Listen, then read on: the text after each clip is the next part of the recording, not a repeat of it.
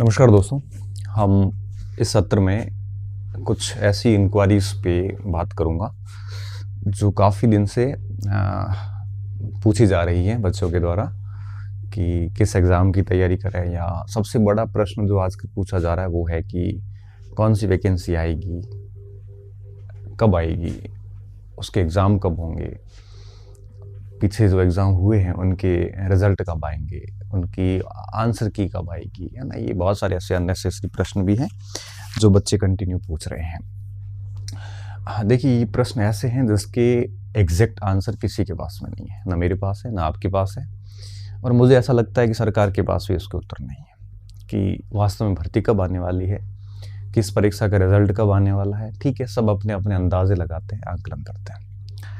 हालांकि ये प्रश्न आपको प्रभावित नहीं करने चाहिए, फिर भी एक बेरोजगार है तो काफ़ी सारी अनसर्टेनिटी रहती है मस्तिष्क में, तो इसके चलते थोड़ा सा प्रभाव पड़ता भी है कि किस परीक्षा की तैयारी करूं, कैसे करूं। तो इन सारी बातों को मस्तिष्क में रखते हुए आज इस सत्र में मैं कुछ महत्वपूर्ण बिंदुओं पे बात करूंगा। सबसे पहली जो बात रहेगी आज की अपनी इस पूरी वार्ता की, अब वो रहेगी, देखो, सबसे पहले मैं बात करूंगा शिक्षा विभाग पे ही बात करूंगा कि शिक्षा विभाग में कौन कौन सी भर्तियां आने वाली है, और इन भर्तियों में भी क्या क्या देखूंगा मैं, कब विज्ञापन संभावित है, परीक्षाएं कब संभावित हैं, और आपकी रणनीति क्या रहनी चाहिए, आपको क्या करना चाहिए, कौन इसकी तैयारी करें। ठीक है, और इन भर्ती परीक्षाओं में मैं आपके असिस्टेंट प्रोफेसर की बात करूंगा, फर्स्ट ग्रेड की बात करूंगा, ग्रेड सेकंड वरिष्ठ अध्यापक की बात करूंगा, और ग्रेड थर्ड अर्थात अध्यापक की बात करूंगा। ये सारे पॉइंट्स कवर करने हैं मुझे एक, और उसके बाद थोड़ी सी मेरी तरफ से सलाह भी दे दूंगा आपको। ठीक है, ध्यान से सुनना इस पूरे सेशन को, डेफिनेटली आपको फ़ायदा देगा। तो मैं बात शुरू करने जा रहा हूँ बिना कोई समय खराब किए हुए। चूंकि शिक्षा विभाग की भर्तियों में बात कर रहा हूँ, भर्तियाँ कब आएगी, परीक्षाएं कब होगी, अब ये दो प्रश्न ऐसे हैं जिसके उत्तर के श्योर्स होने बहुत ज़रूरी है। बिना स्रोत के आपके पास अगर इस बात की एविडेंस नहीं है तो फिर वो बात महज एक अनुमान रह जाती है। तो अगर आप मेरे से ये पूछोगे कि इस बात का स्रोत क्या है जो आप बातें बताने जा रहे हो कि प्रोफेसर की वैकेंसी कब आएगी या कॉलेज स्कूल की कब आएगी, तो मैं कहूँगा कि इसके पीछे कोई स्रोत नहीं है। क्यों? क्योंकि ऐसी पहल अभी तक गवर्नमेंट में हुई नहीं है। जब से सरकार में पहल नहीं होती, सरकार का एक सिस्टम है, पूरी हायरार्की सिस्टम है, पूरा चैनल है, कब किस विभाग से भर्ती आगे निकलती है, किसके सिग्नेचर बाकी है, कौन सा विभाग उसका अध्ययन कर रहा है, ये चीज़ें बड़ी अटकती आगे बढ़ती है। तो जो काम 1 घंटे में हम सोचते हैं ना, वो काम करने में इनको 4-4 महीने लग जाते हैं। ऐसी स्थिति में सरकार को भी नहीं पता कि कौन सी भर्ती कब जारी होनी। इसलिए इसको महज आप मेरा आकलन समझें। यह आकलन मैं सिर्फ इसलिए कर रहा हूँ कि आपको अपने डिसीजन लेने में मददगार सिद्ध हो सके। तो इसको आप अंतिम सत्य ना समझें। हाँ, मेरे पर भरोसा करने वाले बच्चे समझ सकते हैं, लेकिन एक और बात बताना चाहूँगा कि ये आकलन गलत भी हो सकते हैं। लेकिन आकलन अगर मेरा गलत भी हुआ तो भी आपको लॉस नहीं होगा, आपको डेफिनेटली अल्टीमेटली फ़ायदा ही होने वाला है। इसलिए आकलन करने जा रहा हूँ, और इन आकलन में अगर सही सिद्ध हुए तो डेफिनेटली फ़ायदा, और सही नहीं सिद्ध भी हुआ तो भी आपको नुकसान नहीं होगा, ये मेरा वादा है आपसे। तो इस बातों को ध्यान में रखते हुए मैं ये बात रखने जा रहा हूँ। अब आप ये भी कह सकते हो सर, आपके पास जब सोर्स नहीं है तो आप यहाँ पे क्यों आए हो? देखो, मेरे पास कोई सोर्स नहीं है, लेकिन मैं यहाँ पे सिर्फ इसलिए आया हूँ ताकि आपको डिसीजन लेने में मददगार सिद्ध हो सके, आपका समय खराब ना हो। आप जो अनिर्णयन की स्थिति में जो समय को बर्बाद करते जा रहे हैं, वो आपके स्ट्रेस फ्रस्ट्रेशन का कारण बन रहा है, और मैं नहीं चाहता कि कोई भी स्टूडेंट इस तरह से अपना समय व्यर्थ में खराब करे। इसलिए ये प्रयास किया जा रहा है ताकि जो कोई बच्चे भरोसा करते हैं तो उन बच्चों के लिए ये फ़ायदेमंद होगा। और हाँ, आपके ऊपर बिल्कुल भी थोपा नहीं जा रहा है। आप ये बिल्कुल मत समझना कि इसके ज़रिए मैं ब्रेन वॉश कर रहा हूँ, या फिर ये कह कि मैं मेरे कोर्स वगैरह बेच दूंगा, या इस टाइप के अगर आप सोचते हो तो आपको ये वीडियो सुनना भी नहीं चाहिए, क्योंकि कोर्स बेचना करना ये अलग बात है। कोर्स है तभी बेच रहे हैं। कोर्स बना के देखिए आप एक बार, 700-800 घंटे कैमरे के सामने खड़े होके पढ़ा के देखिए, तब पता चलेगा कि कोर्स बनना कितना मुश्किल है। जहाँ तक बेचने की बात है तो वो दोनों तरफ की नीड्स होती है, हमारी भी होती है, आपकी भी होती है। ज़बरदस्ती किसी को बेचते नहीं। बच्चा खुद चल के एप्लीकेशन पे आता है, डेमोस देखता है, इंट्रो वीडियोस देखता है, उसके बाद जाके कोर्स परचेज करता है। किसी को ज़बरदस्ती थोड़ी बेचते हैं। और हज़ारों बच्चे आते हैं, जुड़ते हैं, खरीदते हैं, किसी को कोई दिक्कत नहीं, आराम से पढ़ रहे हैं। तो मुझे इतनी ज़रूरत नहीं है यहाँ पे आके कोर्स बेचने की, क्योंकि वो अपने आप खूब सारे बिक रहे हैं। वैसे ही मुझे कभी समस्या इसकी आएगी भी नहीं, इसलिए मैं प्रचार भी नहीं करता, मैं फालतू की बात करता हूँ। और कोर्स बेचना कोई इंटेंशन नहीं है, वो अपने आप बिक रहा है, ठीक है। एडवर्टाइज नहीं करना भी एक प्रकार से एडवर्टाइजमेंट है, तो वो भी उद्देश्य नहीं है, तो आप इसको ऐसा ना समझें। ये सिर्फ इसलिए इसको इतना समझें कि आपका निर्णय लेने में थोड़ी मदद हो जाएगी। और हाँ, अगर आप कोई अच्छा सा निर्णय ले चुके हैं तो फिर इन बातों से प्रभावित ना हो, बस सुन लेना, क्या पता आपके काम आ जाए कोई बात। सबसे पहले मैं बात करूँगा आपको कि आप एक चीज़ दिमाग में रखना, ये बातें शुरू करूँ उससे पहले चलो सलाह मैं पहले दे देता हूँ, बाद में इन बातों पे आता हूँ। सलाह में देखो, मैं सबसे पहले आपको यही सलाह दूंगा कि आप भूल जाइए कि आप कौन सी परीक्षा दे के आइए, आप किस भर्ती परीक्षा को दे के आइए, किसका क्या रिजल्ट आना है, क्या की आई है कि नहीं आई है। सीधा सा एक मस्तिष्क में बात बिठा दीजिए, आप भूल जाइए उसको, पेपर को कि आपने दिया है। अच्छा हुआ है तो भी भूल जाइए, खराब हुआ है तो भी भूल जाइए, बॉर्डर पे हो तो भी भूल जाइए। क्यों? जो होना है वो होके रहेगा। आपके सोचने से, मेरे आवाज़ उठाने से कोई फ़र्क नहीं पड़ेगा, सिवाय समय खराब करने की। रीट एग्ज़ाम फरवरी में हुआ था, आपका रीट के अध्यापक की मुख्य परीक्षा सेकंड ग्रेड दिसंबर में हुई थी, फर्स्ट ग्रेड अक्टूबर में हुई थी। आप कितने भी माहौल बना लो, हंगामे कर लो, ट्विटर वॉर कर लो, समय खराब कर लो, जब उनको रिजल्ट जारी करना होगा तभी वो करेंगे। जब उनको आंसर की जारी करनी होगी वो तभी करेंगे। तो आप क्यों अपना समय खराब करते हो? सरकार मेरी और आपकी नहीं सुनती, आप कुछ भी कर लो, सड़कों पे उतरें करें, तब जाके बात होती है। इससे अच्छा है कि आप अपना समय खराब किए बिना, क्योंकि देर सवेर काम तो होना ही है, और आपके और मेरे सोचने से काम फास्ट होगा नहीं। इसलिए मेरा ज़िंदगी का एक बड़ा सीधा सा फंडा रहा है, जो चीज़ें हो चुकी है उसको भूल जाओ। क्यों? क्योंकि आप गाड़ी पीछे देख के नहीं चला सकते।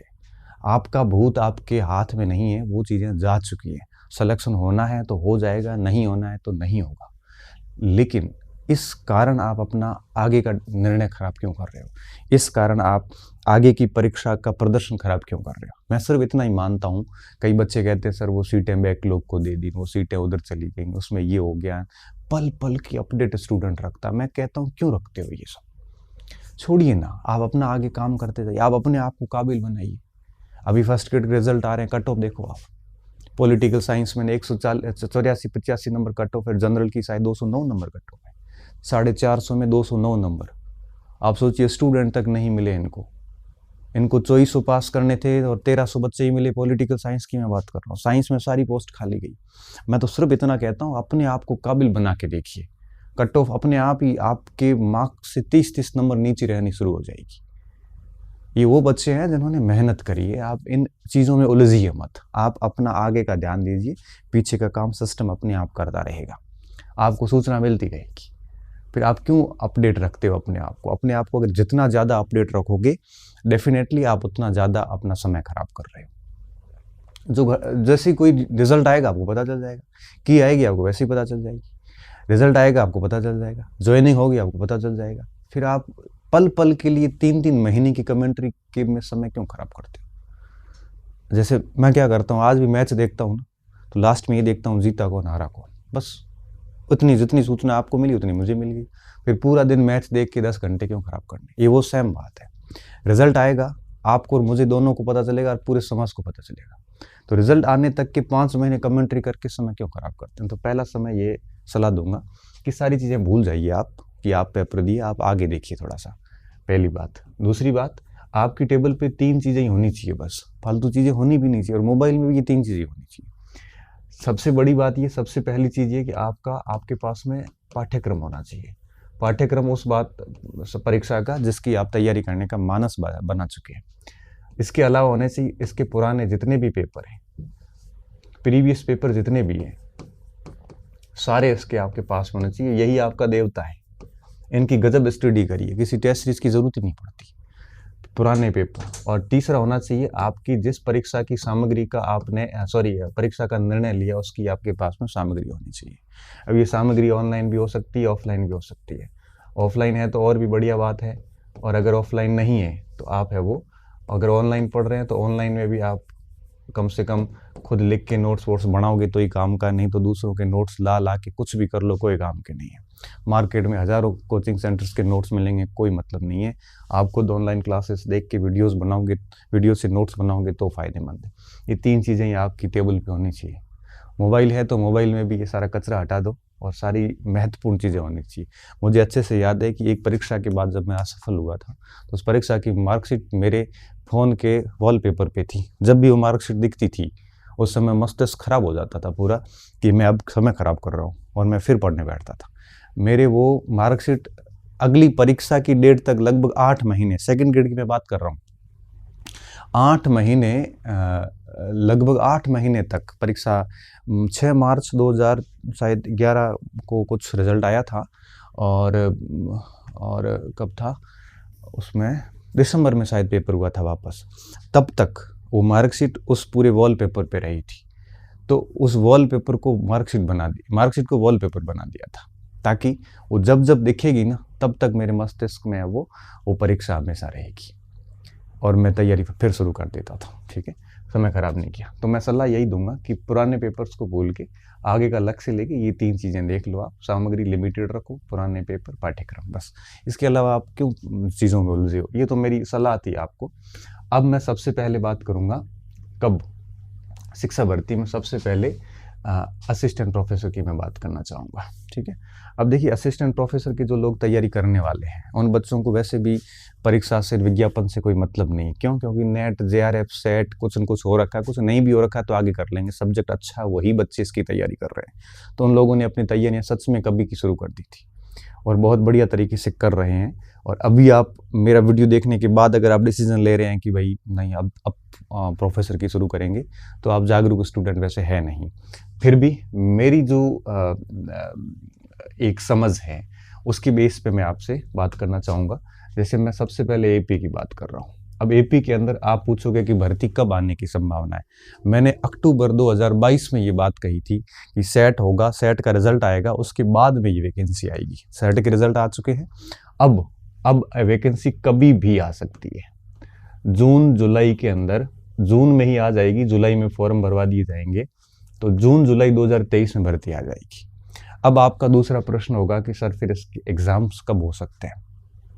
एग्ज़ाम जो है ये, जहाँ तक मेरी नॉलेज है, एक बार डेट आ जाएगी अक्टूबर 2023 की, एक बार डेट आ जाएगी। अब पॉसिबल है कि यहाँ करवा लिया जाए, तो एक स्टूडेंट को मान के चलना चाहिए कि ये भर्ती परीक्षा अक्टूबर में करवा देंगे, अक्टूबर या नवंबर में करवा देंगे। अब आप कहोगे सर आचार संहिता लगेगी, आचार संहिता में परीक्षाएं करवाई जा सकती, कोई फर्क नहीं पड़ता। अब अक्टूबर 2023 में परीक्षाएं होती है तो आप मान के चलिए जो इंटरव्यू होंगे वो होंगे आपके जून जुलाई 2024 में, उससे पहले नहीं होंगे, है ना। जून जुलाई 2024 से पहले नहीं होंगे, इसके बाद ही होंगे, ये तय बात है। तो आपको अपनी योग्यता जून 2024 तक चाहिए होगी। ठीक है, अब जून 2024 तक योग्यता चाहिए, मतलब आपका अगर नेट अभी नहीं है कोई फर्क नहीं पड़ता, सेट नहीं हुआ कोई फर्क नहीं पड़ता, आप अपना विषय अच्छा करते जाइए तो दिसंबर और जून में आपको 2 नेट मिल जाएंगे। ठीक है, दिसंबर का नेट मिल जाएगा, जून का नेट मिल जाएगा, और कभी भी 2 नेट में से आप 1 नेट आराम से कर लोगे अगर सब्जेक्ट आपका ठीक है तो। ठीक है, तो आपकी योग्यता जो है इस समय पूरी होनी चाहिए, जून जुलाई 2024, ये मिनिमम बता रहा हूँ। तो अभी जो एमए प्रीवियस के बच्चे हैं, देखना आप, ये भी कॉलेज प्रोफेसर में बिल्कुल एलिजिबल होंगे। हाँ, एक चीज़ हो सकती है, अगर इस समय वैकेंसी अभी जून जुलाई में आ जाती है तो आपका प्रीवियस कंप्लीट होना चाहिए, है ना। तो इस स्थिति में आप बाहर हो सकते हो, लेकिन मैं ये मानता हूँ कि अब बाहर हुए हैं तो भी कोई फ़र्क नहीं पड़ता। क्यों? क्योंकि इस तैयारी के बहाने आपका सब्जेक्ट इतना अच्छा हो जाएगा कि स्कूल लेक्चरर आप अच्छे से निकाल सकते हो। तो इसके बहाने कम से कम आप स्कूल लेक्चरर बन जाओगे, तो तैयारी का कोई लॉस नहीं होगा। मैंने आपको कहा ना, इन अंदाजे मेरे गलत हो सकते हैं, लेकिन इन अंदाज़ों का जो परिणाम है वो गलत नहीं होगा। ये हो सकता है कि अक्टूबर की जगह फरवरी एग्ज़ाम हो जाए, अक्टूबर की जगह 2024 में, तो ठीक है थोड़ा सा इंटरव्यू लेट होगा, लेकिन मेरा ये मानना है कम से कम अब अक्टूबर को मान की जबरदस्त तैयारी करोगे तो आपका सब्जेक्ट अच्छा हो जाएगा। इसका लॉस कुछ भी नहीं, इसका फायदा ही होने वाला अल्टीमेटली। ठीक है, तो योग्यता वगैरह ये चाहिए होगी, ये मैं मिनिमम बता रहा हूँ। इससे पहले संभावनाएं नहीं, इसके बाद ही संभावनाएं हैं। अब बात आती है कि आपकी इसमें क्या रणनीति होनी चाहिए, तो मैं सिर्फ इतना कहूंगा कि आप लोगों को प्रयास ये करना है कि अगर आप एपी की प्रिपरेशन सच में कर रहे हैं ढंग से, तो प्रयास ये करिए कि पूरे दिन में जितना भी पढ़ते हो कम से कम आप 2/3 पोर्शन टाइम जो है वो एपी के अपने सब्जेक्ट को दीजिए। 2/3 का मतलब ये है कि कम से कम 4-5 घंटे तो आप दिए, 5-6 घंटे तो दीजिए, है ना। और 6 घंटे अगर आप इसको दे रहे हैं सब्जेक्ट को, तो कम से कम 2-3 घंटे है वो आप अपने थर्ड पेपर को दीजिए, जो जनरल स्टडी का पेपर है। तो कोशिश ये कीजिए कि डेली 6-7 घंटे उसको दीजिए, 2-3 घंटे थर्ड पेपर को दीजिए। इस तरह से आप काम करिए। वैसे अक्टूबर बहुत दूर नहीं है, 3-4 महीने रहे हैं, और कोशिश ये कीजिए कि 6 घंटे जो सब्जेक्ट को दे रहे हो उसमें आप मिनिमम मटेरियल पढ़िए। आपने नेट वगैरह निकाला होगा, आपने पहले अपना सब्जेक्ट पढ़ा है, उसी कंटेंट को वापस पढ़ लीजिए, एक बार रिवीजन कर लीजिए, और 2-3 घंटे थर्ड पेपर को भी दीजिए। थर्ड पेपर में आप आर्थिक समीक्षा बढ़िया तैयार कर लीजिए, राजस्थान ज्योग्राफी जो है उसको ठीक से पढ़ लीजिए, कोई चेंज वेंज नहीं हुई है, जो पुरानी है वही रहेगी अभी भी आगे भी, उसको ठीक से पढ़ लीजिए। इतिहास कल्चर बहुत बड़े हैं तो पॉलिटी पढ़ लो, करंट अच्छा कर लो। तो कम से कम इसमें भी ऐसा काम करो कि 30-35 नंबर आ जाए 50 में से, क्योंकि ये पोर्शन भी बहुत इंपॉर्टेंट पोर्शन है। ठीक है, तो कोशिश ये कीजिए कि डेली आप कम से कम 5-6 घंटे इसको दो, 2-3 घंटे जो है वो आप थर्ड पेपर को दीजिए। जो पोर्शन आपके बहुत अच्छे हैं उसको थोड़ा बाद में देख सकते हो, लेकिन जो अभी तक नहीं पढ़े हैं, कमज़ोर है, कोशिश कीजिए कि उन 6 घंटों में उनको पहले पूरा कर लो, और जो पोर्शन बहुत अच्छे हैं उनको आप बाद में भी पूरा कर सकते हो। अब इसकी कौन तैयारी कर सकता है? मैं ये मानता हूँ कि जिसके पास बीएड नहीं है, एमए करा हुआ है, बिल्कुल एलिजिबल है, उनको सबको ही करनी चाहिए, क्योंकि तैयारी करने से नुकसान नहीं है। चयन हो ना हो, लेकिन सब्जेक्ट आपका अच्छा हो जाता है। ठीक है, तो फर्स्ट ग्रेड के जो बच्चे एस्पिरेंट्स हैं, जो फर्स्ट ग्रेड की तैयारी कर रहे हैं, उनको मेरा मानना है कि एपी की तैयारी 100% करनी चाहिए, है ना। क्योंकि फर्स्ट ग्रेड की तैयारी जो भी करेगा वो बच्चा जो है वो लगभग 70% सिलेबस एपी का पढ़ लेता है, तो उसको इसकी तैयारी कर लेनी चाहिए। इससे लॉस नहीं है, फायदा ही होगा, क्योंकि इस बहाने अक्टूबर तक एक बार कोर्स आप कर लोगे। ठीक है, तो करनी चाहिए। इसके साथ साथ जिनके पहले से कोई जॉब लगी हुई है, या अभी इतना अच्छे पेपर चले गए हैं कि वो आराम से आगे की परीक्षाओं में पास होने वाले हैं, तो उनको भी इसकी प्रिपरेशन करनी चाहिए। अच्छा, जिनके पास में एकमात्र यही टारगेट है, खैर वो तो करेंगे। पिछले जिसने भी इंटरव्यू वगैरह दे रखे हैं या बहुत बॉर्डर लाइन से बाहर हुए, उनको तो और जम के तैयारी करनी चाहिए।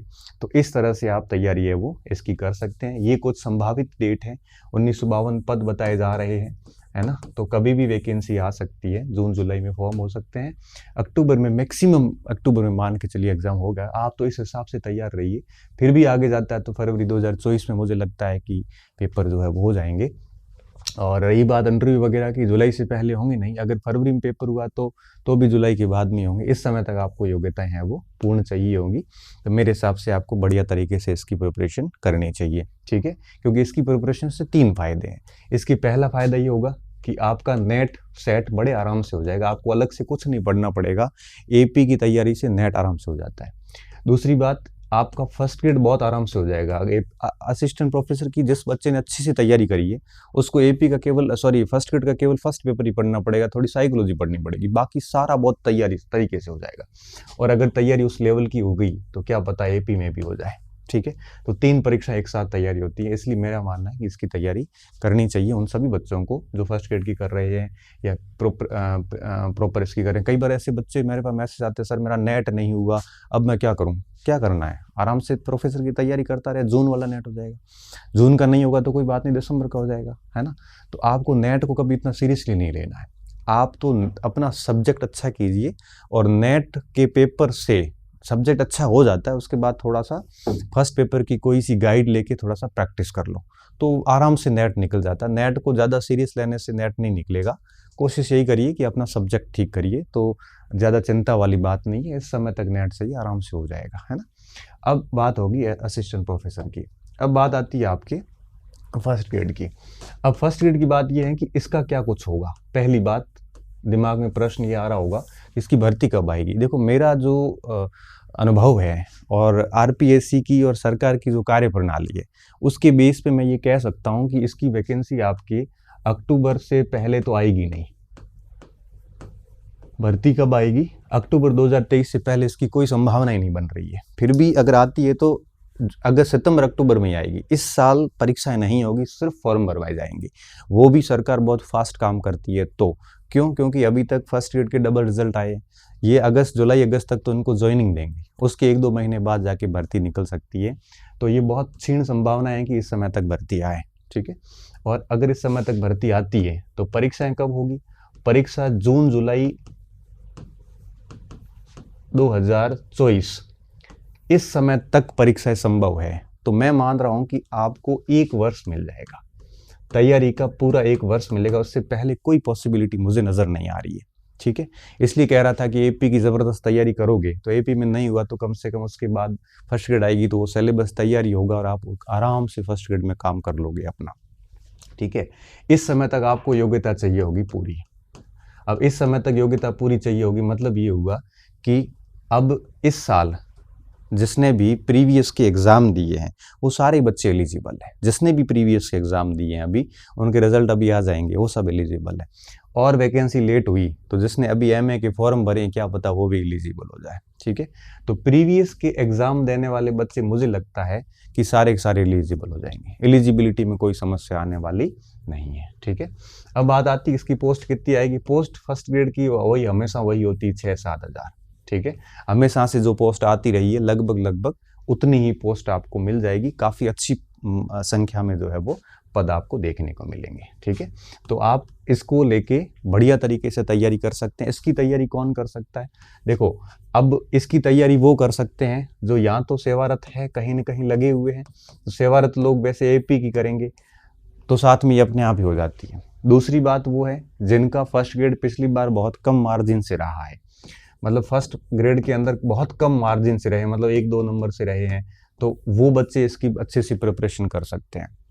इसके साथ साथ में जिसका विषय ठीक है, पात्र हो चुके हैं और इस अध्यापक वगैरह में इतना फंसना नहीं चाहते, बीए बीएड किए हुए हैं, तो बीएडधारी सारे अपनी तैयारी है वो इसको कर सकते हैं। फर्स्ट ग्रेड बहुत आसानी से हो जाती है।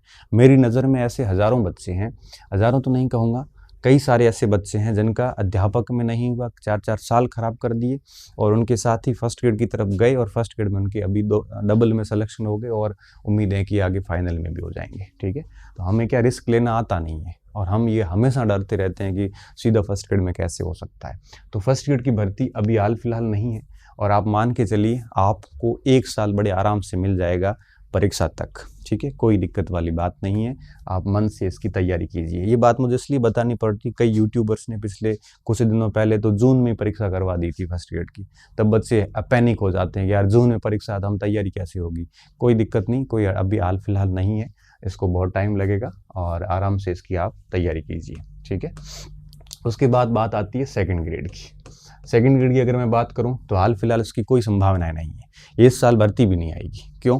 क्योंकि इस साल पहले सेकंड ग्रेड की आंसर कुंजी भी नहीं आई है और उसके बाद रिजल्ट आएंगे, ज्वाइनिंग देंगे, करेंगे और फिर जाके पता चलेगा कितनी पोस्ट खाली है वगैरह वगैरह।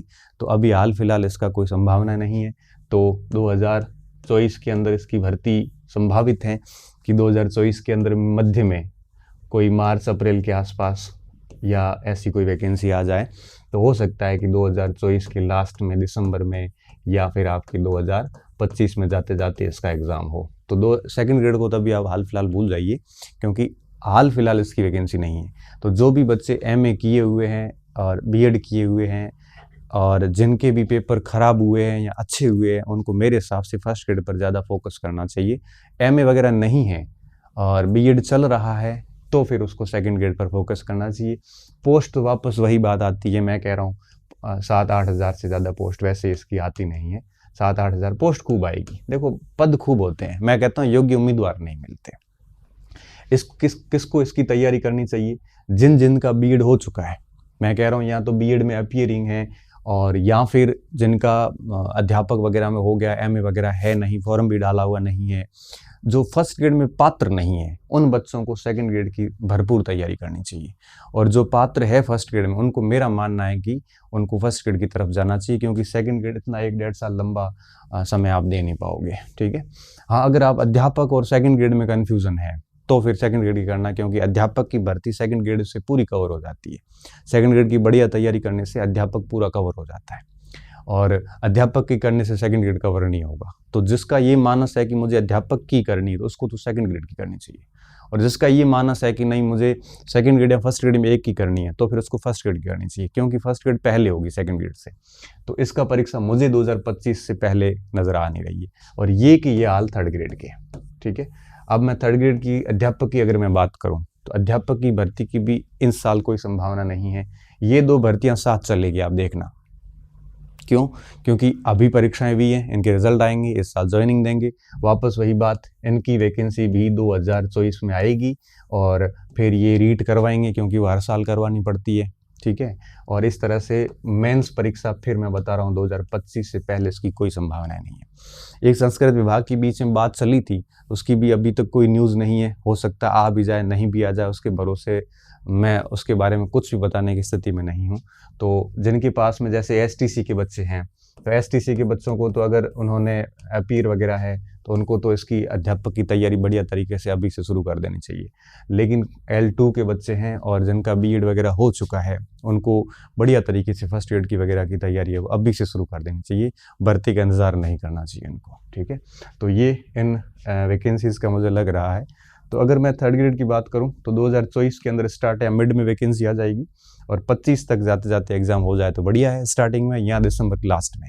मतलब आप ये मान के चलिए कि इन 2 भर्तियों की जो परीक्षाएं हैं, मैं आपको दावे के साथ कह सकता हूँ 1.5 साल तो परीक्षा नहीं है। भर्तियां कब आएगी इसका ज़्यादा कहना मुश्किल है, लेकिन 1 से 1.5 साल आराम से होगा परीक्षा में, 1-1.5 साल से तक आपको समय मिल जाएगा। और जहाँ तक फर्स्ट ग्रेड की बात है इसमें आपको 1 साल आराम से मिल जाएगा। ठीक है, परीक्षा के लिए। और जहाँ तक एपी की बात है, असिस्टेंट प्रोफेसर की, तो इसमें आपको 6-7 महीने से ज़्यादा समय नहीं मिलेगा, तो इसकी आप आराम से तैयारी कीजिए। अब मैं बात कर रहा हूँ इस फर्स्ट ग्रेड की, है ना, ये सारी चीज़ें हो गई। अब फर्स्ट ग्रेड में भी 2 पेपर हैं, आपको क्या करना है, जब तक ये विज्ञापन नहीं आता है तो कोशिश ये कीजिए कि इस विज्ञापन तक आप अपना विषय बढ़िया कर लें, साथ में मनोविज्ञान बढ़िया कर लें, और साथ में आप प्रबंधन कर लें। मेरा ये प्रयास रहेगा आपको कि समझाने का कि जब तक भर्ती नहीं आती है अक्टूबर तक, तब कम से कम एक बार सब्जेक्ट पूरा पढ़ ले, मनोविज्ञान और प्रबंधन पढ़ ले। इससे क्या होगा, देखो सब्जेक्ट 130 प्रश्न सब्जेक्ट के हैं, मनोविज्ञान की 20 प्रश्न है, प्रबंधन के 10 प्रश्न है। ठीक है, तो 130 और 20 50 और 10 160 प्लस 5-10 प्रश्न आपके फर्स्ट पेपर में अपने सब्जेक्ट के आते ही आते हैं। 170 मतलब आपके क्या होगा, 340 का तैयार हो जाता है, 340 का स्कोर तैयार हो रहा है, और किसी की भी कट ऑफ 340 नहीं रहती। तो कोशिश ये कीजिए कि परीक्षा तक आप इन 3 पोर्शन को अच्छा कर लो।